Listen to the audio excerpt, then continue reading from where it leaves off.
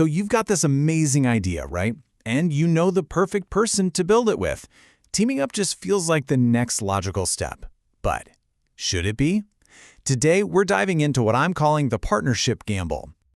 Okay, let's just jump right into the deep end here with a pretty scary question.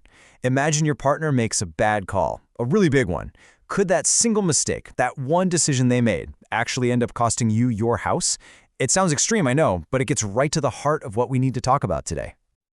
All right, let's start at the very beginning. Section 1, starting a business together. This is where it all begins, That simple, powerful idea of two or more people teaming up to chase a shared dream. So what exactly is a partnership, legally speaking? Well, at its core, it's just a business run by two or more people who've agreed to share the profits and the decisions. Pretty straightforward. You're not going it alone anymore, you're in it together, combining your skills, your money, your ambition. That brings us to Section 2, the rules of the game. So how do you actually create one of these things? What does it take to get a partnership up and running? Now, here's a little detail that might surprise you.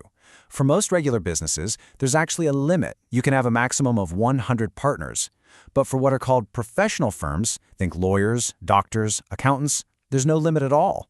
That's how you get some of those gigantic law firms with hundreds of partners.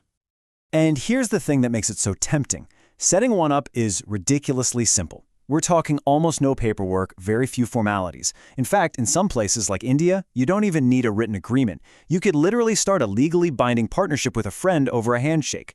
That's it. Okay, so it's easy to get started, but this is where we need to hit the pause button because there's this unseen agreement baked into every partnership. It's a hugely important concept called mutual agency. So, what on earth is mutual agency?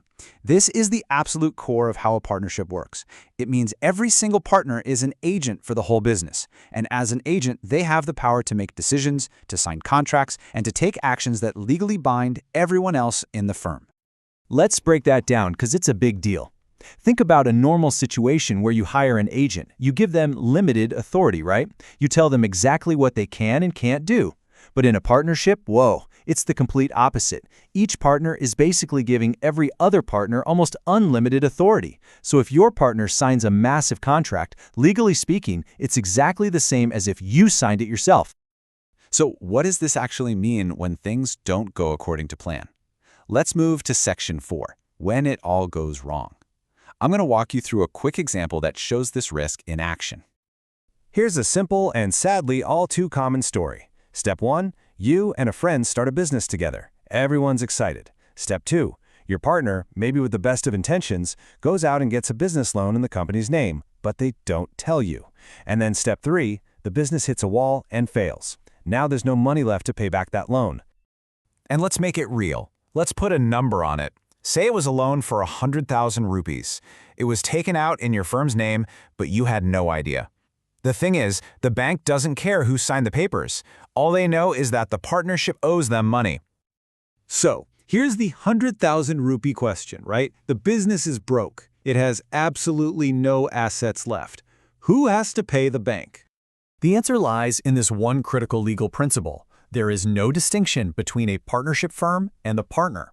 The law literally does not see the business and you as separate things. In the eyes of the law, you are the business. And that single idea leads us to two of the most important words you need to understand in business: unlimited liability. This isn't just boring jargon. This is a concept that can literally change your life. So, when the business can't pay that debt, what does unlimited liability really mean for you? It means the creditors can come after your personal assets. And yeah, I'm talking about your house, your car, your personal savings, your investments. All of it can be legally seized and sold off to pay back that loan your partner took out without you even knowing. So that brings us full circle to our final section, Section 5, the partnership gamble. It's really about weighing the good against the potentially very, very bad. And here it is, the fundamental trade-off. On one side, you have the upside, which is simplicity. It's so easy to start, there's almost no paperwork, and it's built on a foundation of trust. But on the other side, you've got the downside, this enormous risk, unlimited liability, being legally bound by every single thing your partner does, and having all of your personal assets completely on the line. So we end up right back where we started, but with a much clearer view of the landscape. You have that great idea. You have that partner you trust completely. But now that you know the hidden rules, now that you know their one mistake could cost you everything, is it a gamble you're willing to take